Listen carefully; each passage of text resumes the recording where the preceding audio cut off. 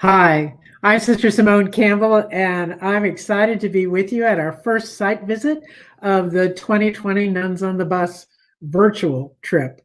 We're going to visit today with the New Hour on Long Island in New York.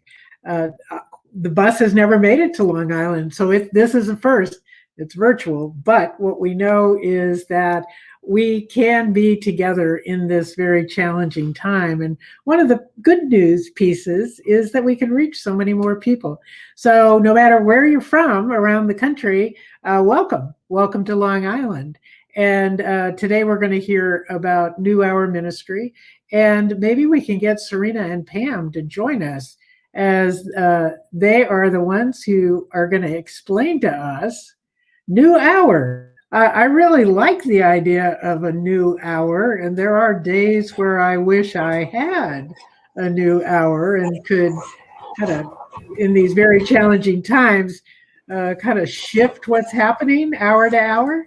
But I'm curious. Welcome, Serena Ligori and Pam Neely, to talk to us and explain to us what is New Hour, how to get started, what's going on, how are you all connected? We'll take that one at a time, but maybe one of you could begin with, what is New Hour? Thank you so much, Sister Simone, for having us on the show today. We're super excited to be with you. And New Hour is a nonprofit. We were founded in 2015. And our mission is really dedicated to support and empower women who've been impacted by the criminal justice system and their children. Wow, how important. Since 2015, how has this evolved? I mean, this is 5 years that have been kind of a dramatic 5 years, I would imagine. Yes. So years ago, I worked with Sister Tisa Fitzgerald in New York City. We were both on a committee that looked at policies that impacted children and mothers throughout prisons and in city jails.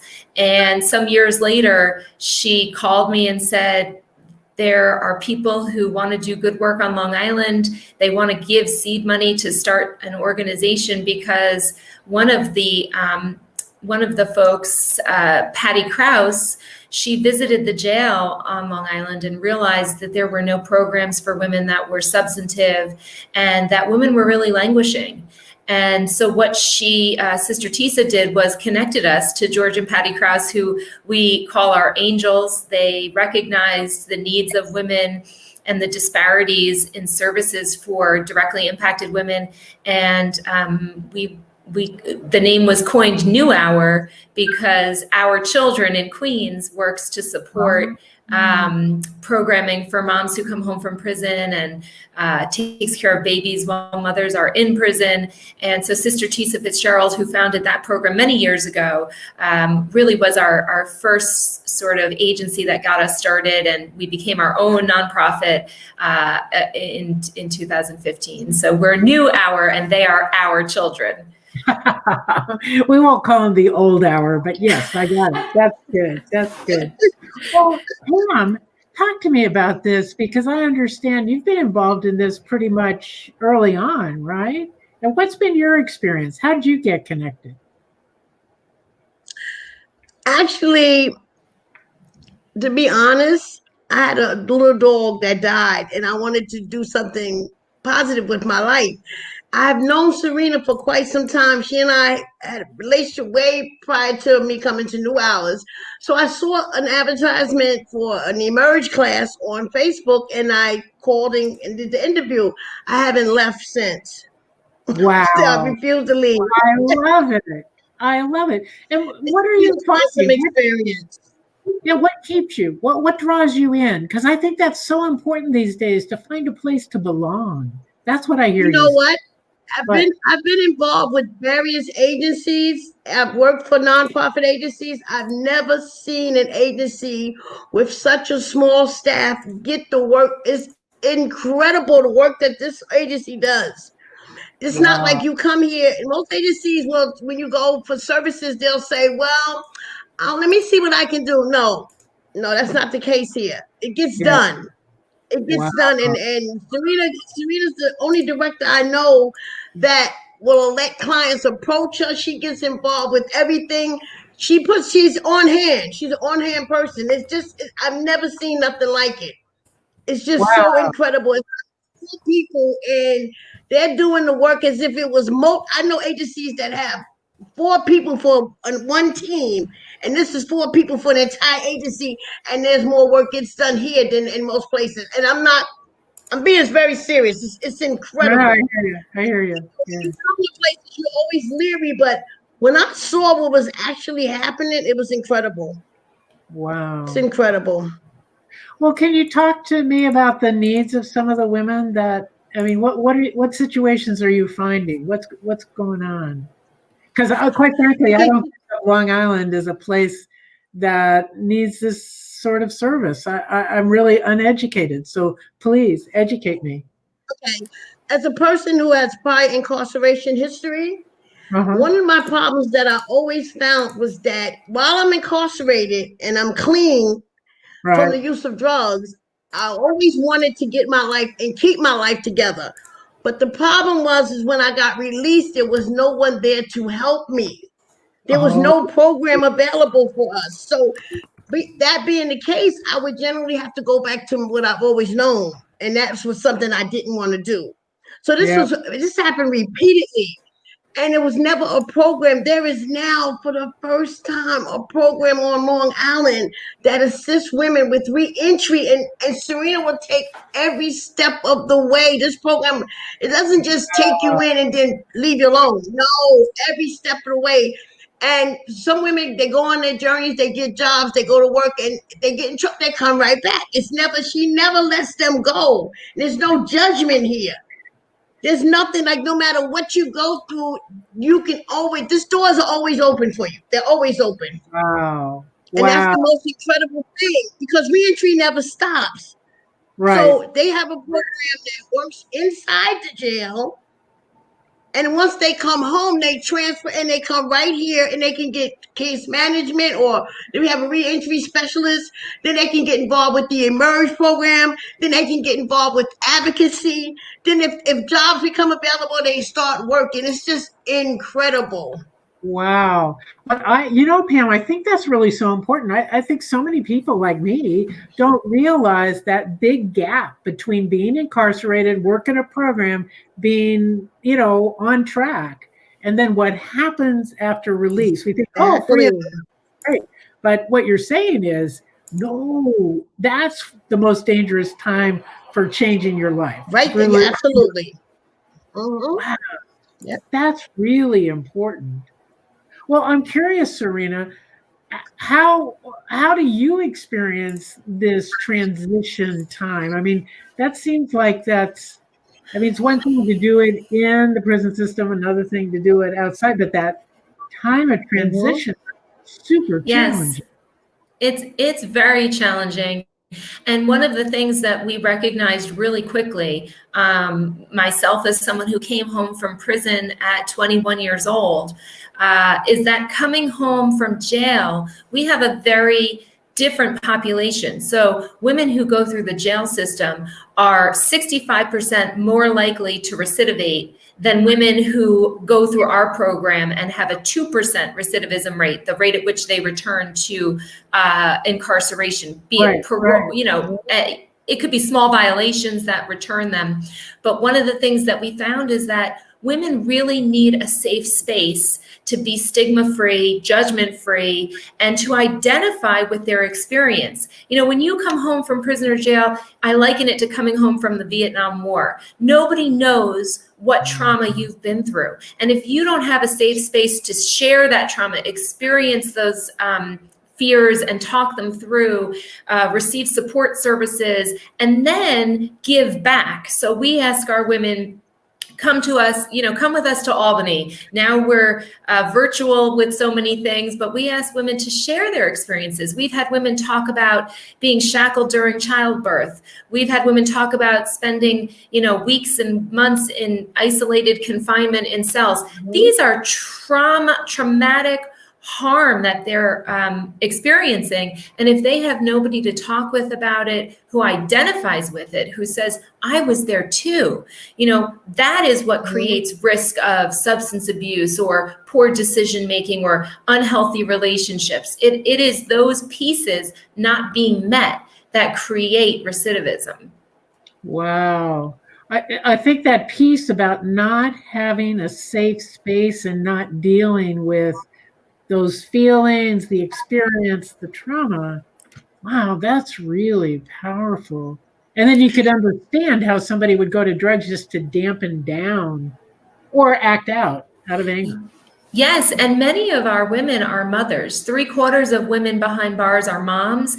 And interestingly, many of our women have said their number one goal, because they were the primary caretaker for their children before being incarcerated, is to be reunited with their children.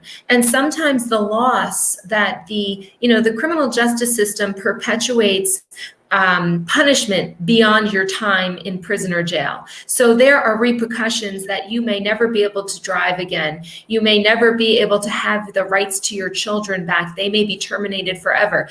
This creates huge grief and loss, and really coping mechanisms for women who've been traumatized. And let's face it, women are often traumatized well before the jail, prison, and carceral system impacts them. 9 out of 10 of our women have survived domestic violence, family violence, mental health issues. Many have really overcome so much even before they became incarcerated. So we're talking about a tremendously resilient group of survivors who simply need a space to be heard, to be, for their needs to be addressed. Our Emerge program runs for 15 weeks, and we're in week 2 right now with our women around the country. Actually, we've got women in California and Arizona and Florida joining us. And that program is about empowerment, because if you can see yourself beyond the walls of prison, you can do anything. And that's really the hope that we put out there for our membership. Wow. Well, Pam, I'm really curious. I saw you nodding your head a lot during what Serena was talking about in terms of the need for women to be able to deal with traumatic experiences, but do it together, and that capacity to be supported. I'm curious, what have you found is maybe some of the most important programs that you have, the ways that you, how to engage? What do you see? Well, one thing that is really super awesome is that women are complete when they go through Emerge. They have a big graduation. I can't tell you, it's like really never a dry eye in the place, because these women are completing something for the first time, maybe because they've been beat down, they have low self-esteem, and they actually complete it, and they are so, oh my, it's just such a moving experience. I call this a miracle place, because I listen to the stories, and when I see how when they first come to Emerge and I can't do this and I can't do this and I don't have this and I don't have that, and then the next week, oh, I got a job, oh, I found a place to live, oh, I did this, and they still continue to come. Just the fact of coming here faithfully every Tuesday shows me how great the need is. Because this is a safe haven, and they around people, even if they didn't do time with each other, they still, it's something that we understand. Like it's a language that's understood only people who have been there, and it's incredible, the connection. You develop friendships, you start going out. It's just amazing. It really is. And I didn't think, like, I knew that this could be possible, but I thank God that I'm actually blessed to see it. Wow. I'm actually seeing it, and that's just amazing to me. It really is. Absolutely. And to know that this is now national because of the virtual capacity to do this, that's pretty amazing. Wow. That's creativity for you. Well, it seems like it's really a relationship, a community is what you all are building there. Mhm. for each other. And I'm wondering, it must be kind of hard sometimes for women to trust that they can be in connections with others. Is that an issue that you face as people come to the program? Because you're talking about the difference between the first and second week. My hunch is it probably takes a little longer than just a week to make this change. You know what's interesting? So many of our women know us because we run 12 programs a week in the Suffolk County jails. Suffolk and Nassau have a population larger than 32 states, and their jail population is no different. So there's a large group of people who are detained behind bars in Suffolk and Nassau County, and those women participate in our leadership programming when they come home, our reentry programming in the facilities, our parenting program. And one of the things that we build is a rapport. And I have to tell you, every person I ever met when I was incarcerated who was kind to me, treated me with humanity and dignity, I remember. And so the women who come through our program remember how Danielle and myself and Pam and some of our other folks who go into the jail, how they were treated behind bars. And so when they come home to our door, here in Brentwood, on the premises of of St. Joseph's, they are received with a welcome home and a warm hug when we were allowed to hug. And, you know, part of our mission is absolutely in line with the space we're in at Sisters of St. Joseph's. The sisters have given us this space to really minister without being affiliated with any religion to women in need. And so many of our women, even if they haven't been in our program, some have come from prison, some have come from federal facilities back to Long Island, and they look at us a little strange because we're, hi, how are you? How are you doing?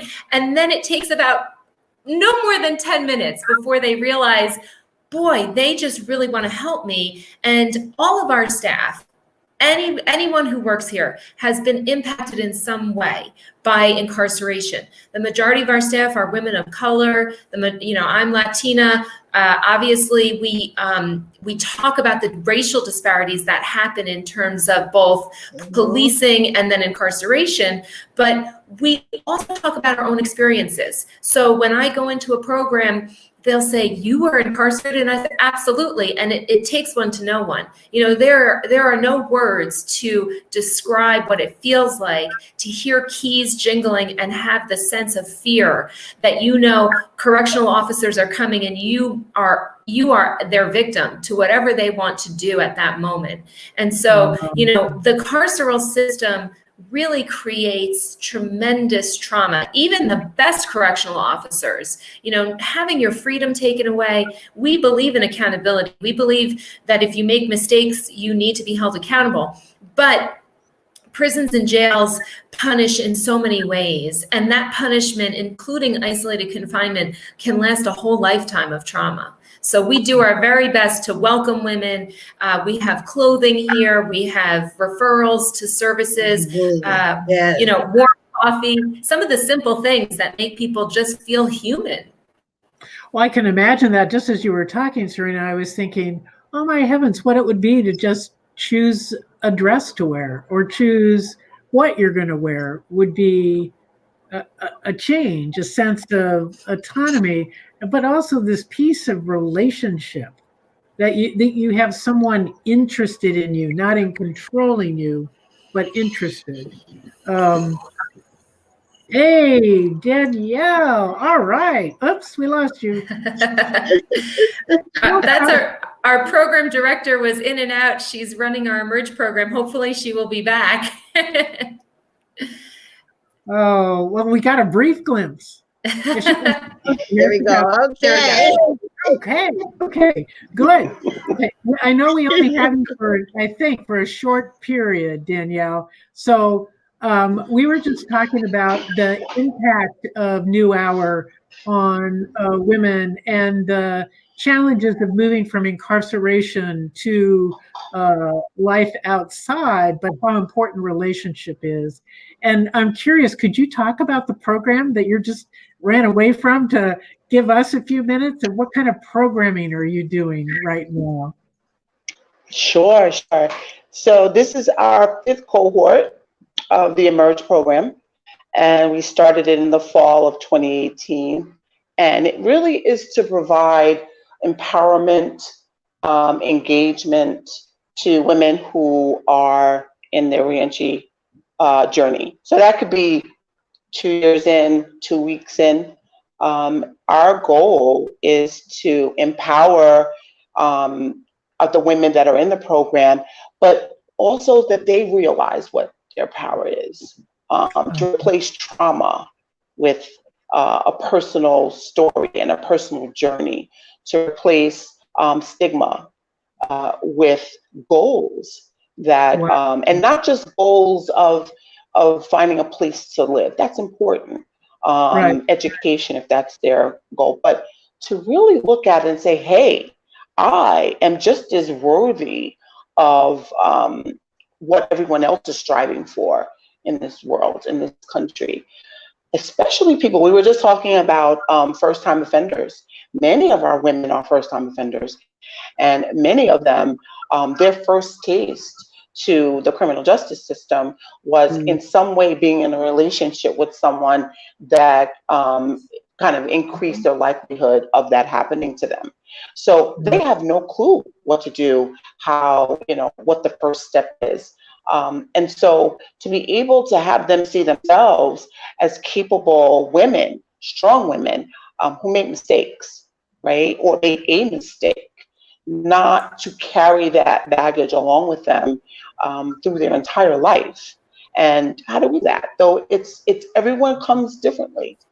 Everyone comes with the one thing that's common is to find a community that of judgment, of just love and support, that will do just about anything to have our sisters feel as though that we care and we understand, and we're of like minds. And that does and goes a long way to personal empowerment.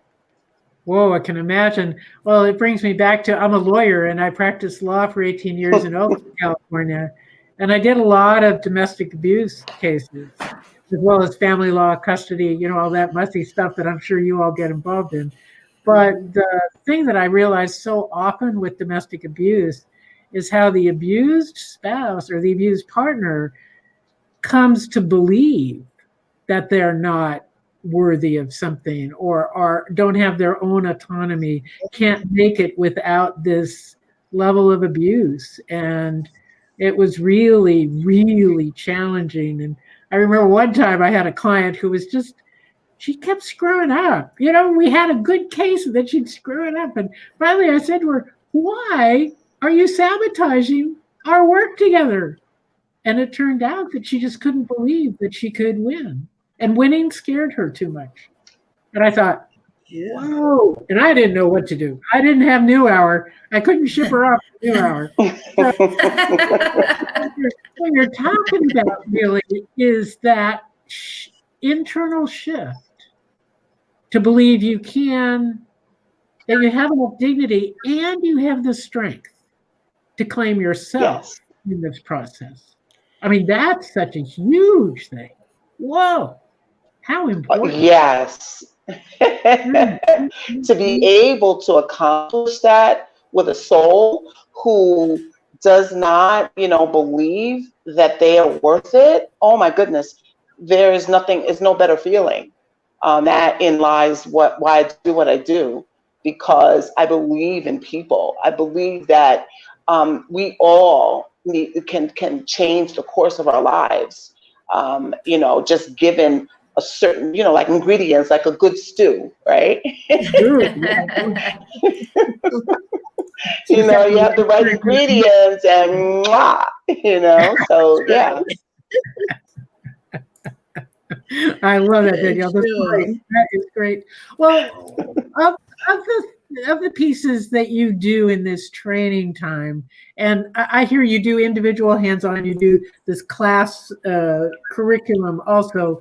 What do you think is the most important piece? I'm asking the three of you this. What's the most important piece for helping a woman make this shift from being incarcerated and in some ways secure, though traumatized, to being on the outside, able to engage? What do you think is what do you see as being important in that? I think that I don't know if you can hear me. I'm having some connectivity issues. So, but I think you touched on it actually now. That Dr. Simone, Sister Simone, I'm sorry, I'm having a little, we're all little tiny boxes. So I have to, kind of go in and see. I think that not believing that trauma is the norm. So many of our women coming into the program, they actually believe that trauma and bad treatment and disrespect is normal. And in order to create or help our members develop the healthier state of mind that they in fact have been traumatized, is to also be able to have them realize their personal power. And personal power is something that I think it goes a little further than self-confidence. It goes to the belief that when I put my mind to anything, it's sort of the possibilities can be infinite. So to a lack of limitations on their ability to do good because they're a good person and they're a strong person. So it starts with the belief of those things. It starts with their buy-in to that process, because if they don't, then everything sort of is not really sinking in that this is great, it sounds great, it's a great program, but I don't know if it's for me, because I don't feel that it's possible for me to feel empowered or engaged or to be an advocate for change, right? Because we always tell our emerge women that you are the change that's going to take place at some point, because you experience incarceration. So what are those things that you experience that you feel are worthy of change? So those are, and they are the ones that kind of realize or make that connection that they need to be a part of this process or this fight, if you will. And along the way, of course, there are things that happen in their lives that give them more fuel to keep going, but they have to believe in that process. So I think that is the one thing that I try to focus on with all of the women that come through the Emerge program. Oh, I can imagine that. That seems critical. Pam, I'm curious, in the light of what Danielle's saying, I'm aware, I was sensing inside myself that women new to the program must get frightened sometimes. Do you experience that? I mean, have you found ways of helping women get beyond their fear and be able to take that step? No, actually, I don't think it's fear. I think that what they're accustomed to living, manipulating and lying and all that, they can't do it here because they've been through it. So when they come here, Danielle especially, Danielle has a way of turning. If you go to Danielle with something, she will turn it around and have you answering your own question. And you'll be like, come on, really? But I'm telling you, it's incredible. Serena will sit there and be like, okay, and then she'll turn it around. Like, really? Oh, okay. I've been there. I know what you're doing. And they have a way of, how to say, like, I guess pulling the covers off you and revealing what you're actually doing, but not hurting you in the process. Oh. And it's amazing because, I have to laugh because when I look at them, they already know, and Serena will tell them, we communicate around here. And that's just letting them know we know what's going on. We really do. And it's so funny. And then you can slowly see them dropping it. You slowly see them changing. Like, they don't have to, they don't have to. They could be honest about everything. And then when we have the introduction and they find out that that I've been incarcerated, that gives a thing like, okay, she understands. Well, it makes a difference. It really does make a difference. But it's amazing, like, coming in here with all that, because that's their God. Actually, when you think about it, to survive that's the way they have to survive, but they don't have to do that here. Yeah. Oh, That's wow. what That's changed. great. That's great, Pam. I love it. I love it. You get found out. That is important. That is important. You do, you do. And I just wanted to add, sister, we had a woman come to us. She was in prison. She reached out to us. She had spent 17 years in prison. And she was a survivor of serious abuse. And she took two buses to find us, to get to our Emerge program. When she got here, which she did, which was a feat after 17 years in prison, and never traveling on her own. And what happened when she got here was she saw that we're on this beautiful, there's a school on the premises, and she suddenly thought that she shouldn't be around children. Now, she didn't have a crime that related to children. There was no reason for her to feel that way. But in her mind, she still felt as though she had to ask permission to be in certain environments. She left. She turned around, left, and went home. Danielle called her, I called her, she came back the next week, and now today, a year later, she's part of our team of staffers doing work with us as a consultant. So she completed our Emerge program. So part of what happens in prison and jail is you're conditioned to fear, and you're conditioned to feel that you cannot step out and become your best advocate, and that you have to do things to work around to get what you need. And here we say, what do you need? We're going to help you achieve your goals, whatever those goals are. I think we lost Danielle. She's going back into the Emerge program now. You have to go work. I'm grateful. Well, Serena, you told us that you have a video on your website that would really talk about the program more. I'm wondering, could we watch that now? I wanted to keep Danielle as long as we could. And maybe we could watch the video and then we could talk some more. How's that? Great. Sure, we'll do. So here's our website with some of our members. And I'm just going to scroll down to the video.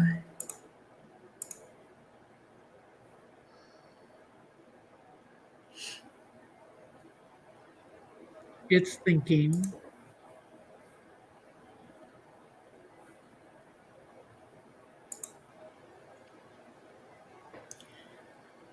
Well, it did work. Oh, here we go.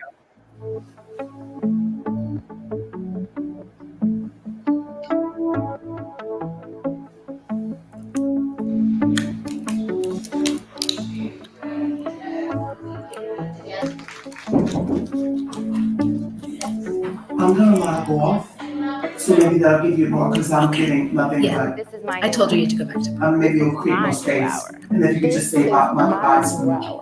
This is my new hour. This is my new hour. This is my new hour.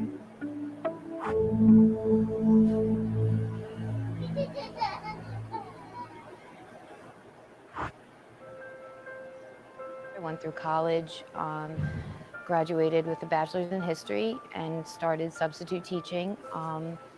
And I was suddenly hit with a tragedy of a loss of someone very, very close to me.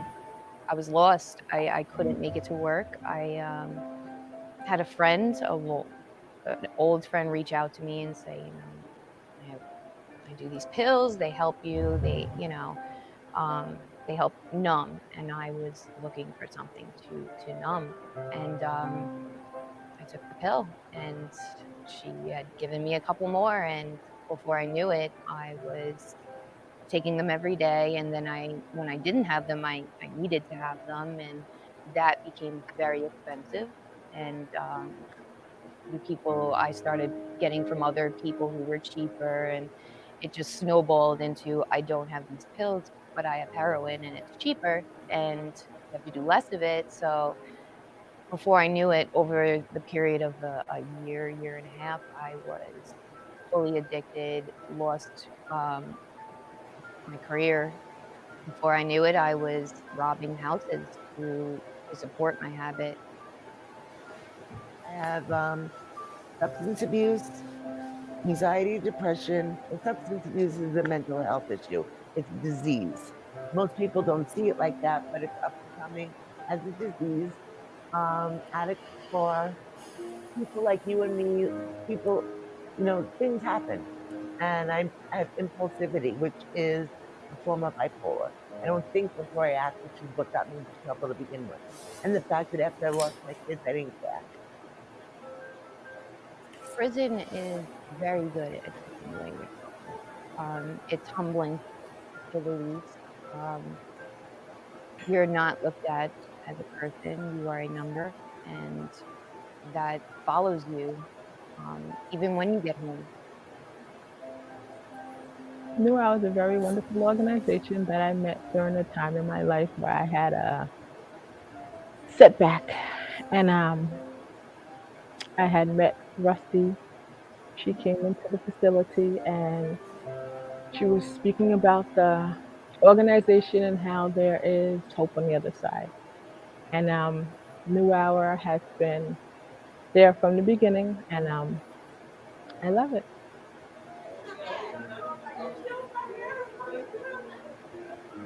I was on a work release program in Edgecombe in Washington Heights, and I would volunteer with program Our Children. And Sister Tessa, I was working on finding housing on Long Island so I could be released back home. And she had given me a pamphlet. And she said, "There's New Hour, and this is, the only thing on Long Island for women right now, like only program for us." She's like, "So I would suggest to reach out to them, and they would help you with housing and everything." I reached out to you guys and realized that was probably the best decision that I've ever made. It always strikes me that women who walk through our doors, they have really simple needs. Hey, I need a bus pass. I need to make it to a program. I need a letter from my judge so I can see my children. And it's amazing that we're able to give them these small things that ensure their success. Most people have the money to buy a tube of toothpaste, but coming out of prison, that is a luxury. That's something that either I eat today or I buy a tube of toothpaste. Rebecca's helped me locate someone that I could get a good healthcare plan through. Clothes for children, just rides somewhere, as simple as a ride. Everything that you need to come home and feel secure as you can, I feel New Hour provides. Wow. What's the best part of the film for you, Pam? When they would got together like in a support group setting, and I know most of the women in the film, so just seeing them again, just seeing the looks on their face, it's nice. It's nice. I love it. I love it. How about you, Serena? What's your favorite piece?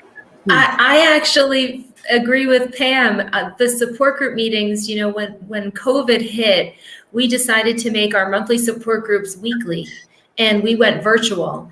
And we had so many women joining us, women who, because of COVID, were living with abusers, living with unhealthy relationships, forced to live in shelters where they didn't feel safe. And so we provided that lifeline during the pandemic, where all of us were, experiencing isolation and, anxiety. And one of the things that people were talking about was the triggering that happens when you've been in a cell 23 hours out of a day in prison for days, weeks, months, going back into a form of isolation in your home. It's really important to understand those triggers. So for some of us who spent, myself 6 months in isolation as a 19-year-old, I had to tell myself, you can still go in the backyard, and these are things that are rational, and yet internally, you may not realize that you're creating boundaries for yourself based on your trauma. And so, we talk a lot about how to overcome trauma, how to see yourself as a survivor so you can be a better mother to your children or grandmother to your grandchildren. Women are the backbone of our community. Call me biased, but women make or break the work that happens across the state. With the loss of our wonderful Ruth Bader Ginsburg, we're thinking about women's issues right now.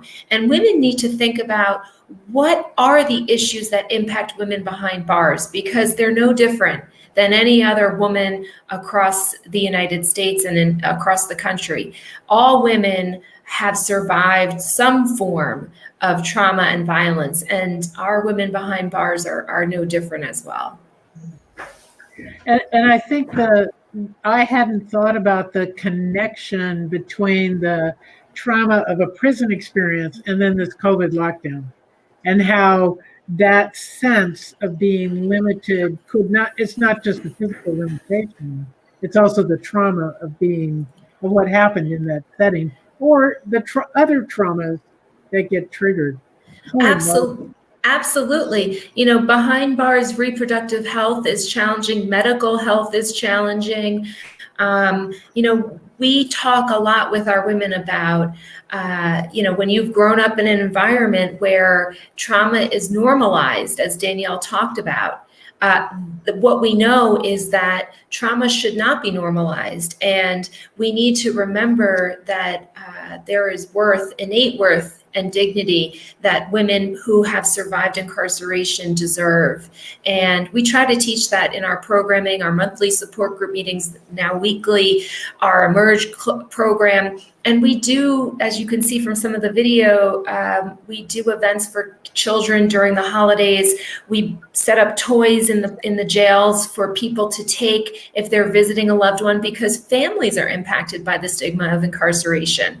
And we partner with Prison Families Anonymous, which is a very old volunteer group that work to really help families. And what we recognized quickly is that the sheriff's office in our county, the sheriff's office in Nassau County, they want to work together, because if we can support people behind bars, it makes their jobs easier too.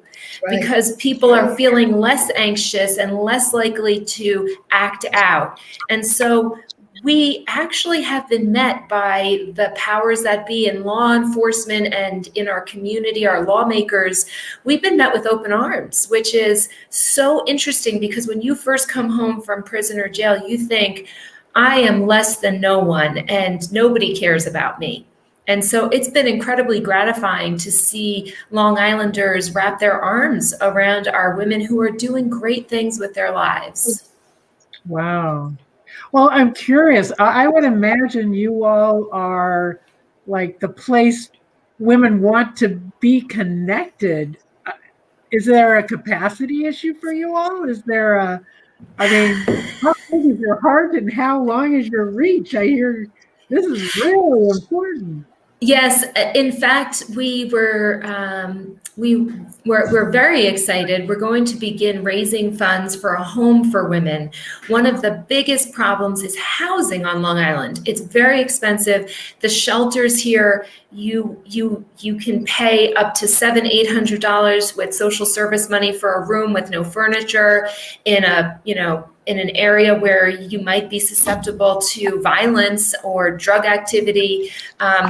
Largely, the shelter system here is independent landlords who rent out space, and it's not monitored. And so women are really at risk. And so one of the things that we were lucky to have was Susan Burton, who runs a nonprofit, A New Way of Life in California. I hope maybe you'll be meeting with her. Okay. So she granted us seed money to get started raising money for a house. And that was our goal. Our vision for New Hour when we first got started was, we need a place for women to go that's safe, because women were recidivating because they didn't have a safe space to return to. And one of the things that we realized very quickly is that we can provide women with all kinds of support and services, but if at the end of the day they're going home to a space that isn't safe or isn't viable, it's undoing all of the good work that they've been working on to get themselves ahead. And we know that socioeconomically women, especially women of color, our women that come through our programming are living below the poverty line. Most of our women are not making a salary where they can afford an apartment or a house on their own. And so our ask right now is really that people will give so that we can provide that house. So our dream home will eventually happen the beginning of this coming year. So we're in the middle of raising money to make that a reality for our women. And Fabulous. That's and interestingly, some of our members who've graduated our leadership program, they want to help out. They're getting their case management skills. They want to give back. They want to stay in community with this community. And I love that because we'll get text messages, phone calls, emails saying, don't forget about me. I'm still part of New Hour. And our slogan is, this is my New Hour. It's not just any one person's, it's all of ours. So we ask all of our women to continue to stay with us through the years. Well, that's fabulous because I think of when I first heard New Hour, I didn't see it spelled out, and so I know it relates to time, but also I was hearing the hour in the sense of community, the OUR part. So yes. Yeah.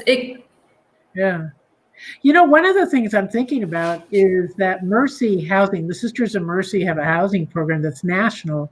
And back in 2012, we were at a facility in Chicago that's somewhat like what you were talking about. For returning, I don't think it was just women, but for folks returning from prison, but it was all of that wraparound services, dealing with the trauma and finding a place to community and independence. Maybe we could connect you and you could get some support, because doing this work on your own is so hard. And being a trailblazer is so important, but there are folks out there that can be supportive to you in that process. Yeah, and we're working really closely. Susan Burton and A New Way of Life are helping us with this housing model. But it is a huge undertaking. And one of the things that you mentioned that's really important is our women, you can't just give somebody the keys to a house and say, good luck to you. They need supportive services, a case manager, coping skills, tools, participation in our leadership training program, opportunities to live life in a different way. Because for most of our women coming home, they've never had that opportunity before. Right. And only know the congregate living of jail or prison as being that regimented way. When you get more choices, you're beginning to express yourself and figuring out how do you do that in a communal setting. I've lived in a religious life for all these years.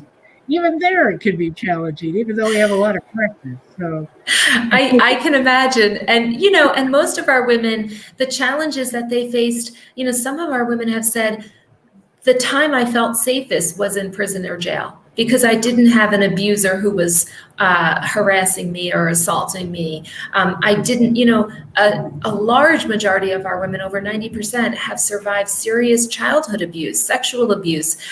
We are talking about a truly vulnerable population.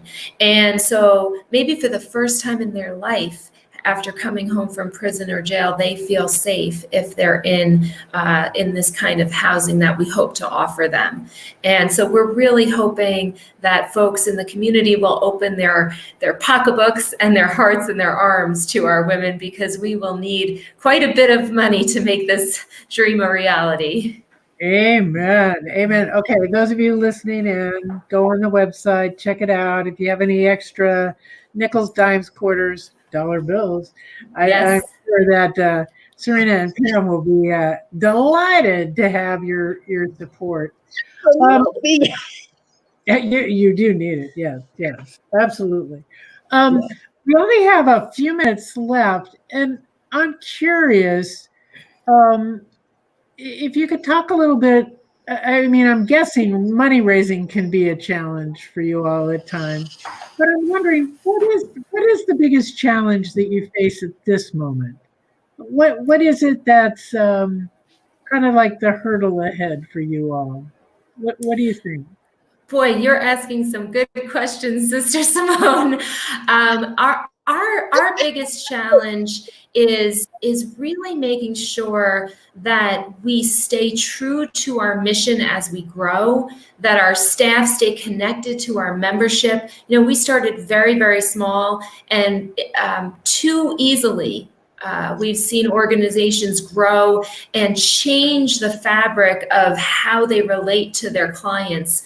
And we don't call our clients clients, we call them members. You know, I'm a member just as much as any of our other women are members. And so for us, it's really about making sure that each of our interns, our staff members, our consultants, that they approach our women with the same level of compassion and empathy that we all have for each other and for ourselves. You know, having experienced prison and jail changes you forever.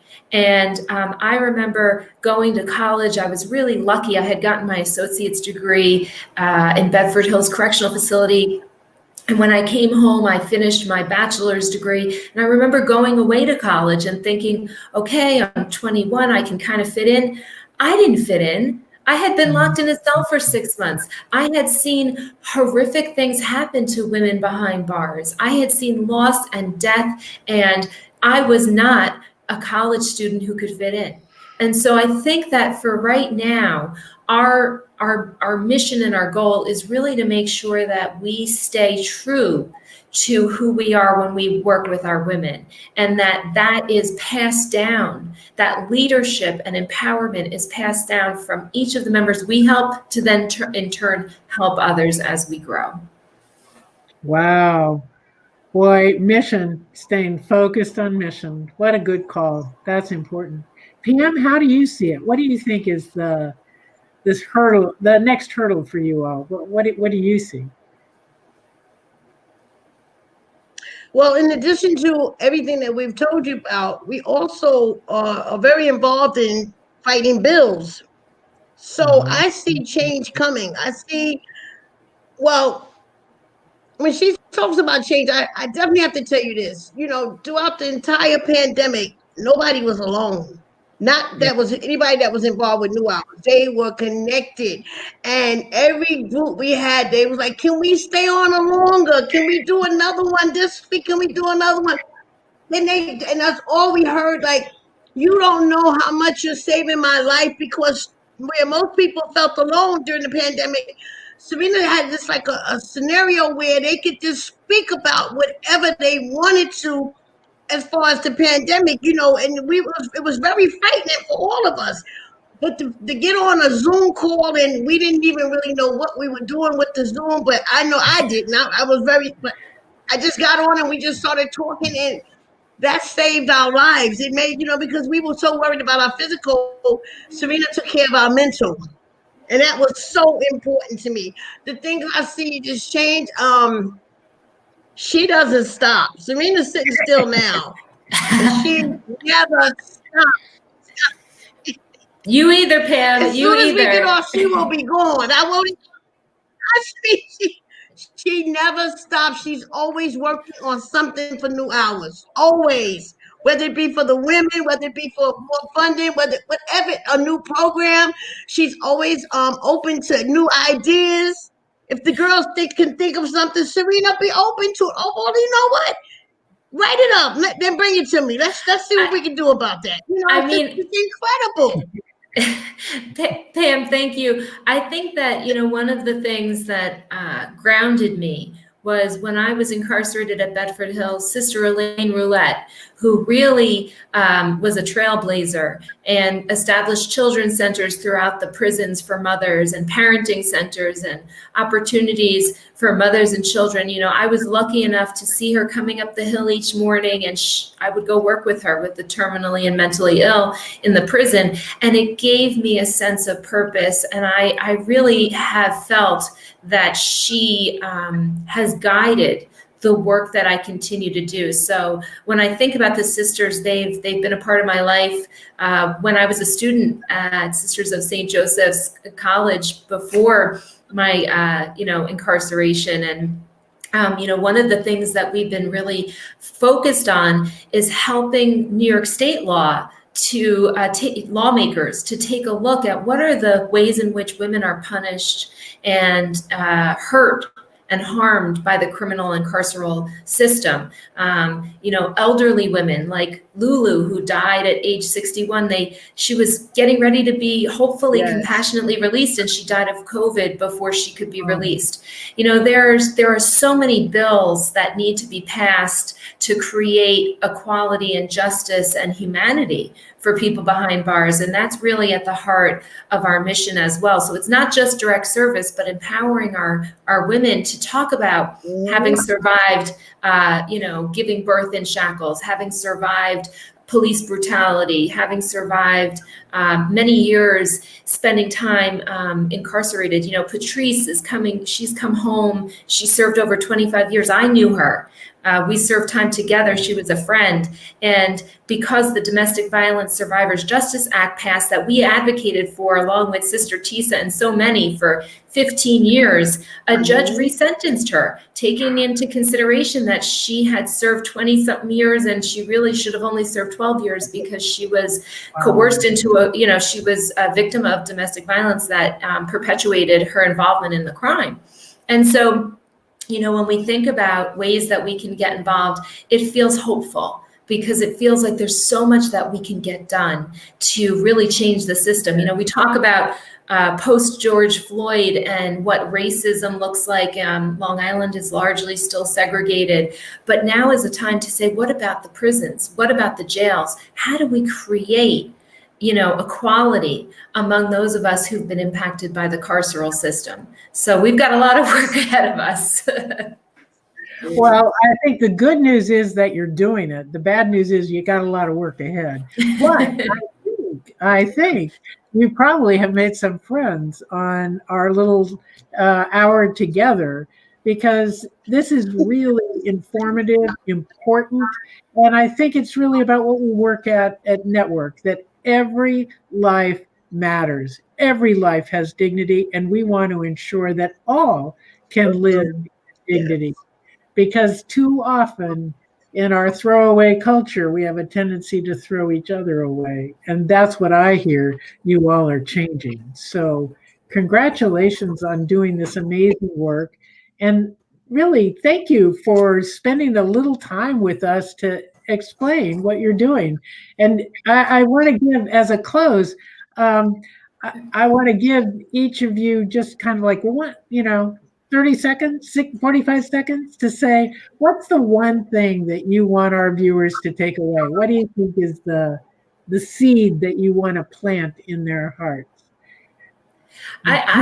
I would say that we are more alike than we are different. One of the things I recognize, we have volunteers who've never been incarcerated, never had anyone incarcerated, and they say they just love being here because they see that the women here are really, really dedicated to helping others and helping themselves. I have to tell you, if you want to meet somebody who is really motivated to change and to change the world, meet someone who's home from prison or jail, because that second chance is a second shot at life. And, many of our women take full advantage of making sure they live in the best way they can after coming home. And by the way, most women, especially women who've committed, what's considered violent offenses, they don't recidivate. They are not looking to commit other crimes. They are home and looking to give back to their community. And many of them are survivors of abuse. So, one of the things we're trying to continue to work on is ending the use of solitary confinement, ensuring older women come home. Pregnant women during COVID should be home, ensuring humanity and justice. Amen. And Pam, you get the last word. What would you want our viewers to do? I would say to our audience that change is possible. There's no one that, no matter what's going on in their life, change is possible. Have patience with people. Understand that we all need to work together. And together we can accomplish it all. Amen. What a great message for your work. What a great message for our work as the election comes ahead. Make sure everybody gets registered in the census and make sure everybody votes. That can vote, register to vote. And those that can't vote can help Yes. others get out the vote. So everybody has a job That's to right. do. Thank you, Sister Simone, for having us. We're so grateful to be Thank here. you so Oh, much. good. Great conversation. Thank you. Keep up the great work. I'll keep an eye on you. Thanks. Sure. Bye-bye. Thank Okay. you. Bye-bye. Bye-bye.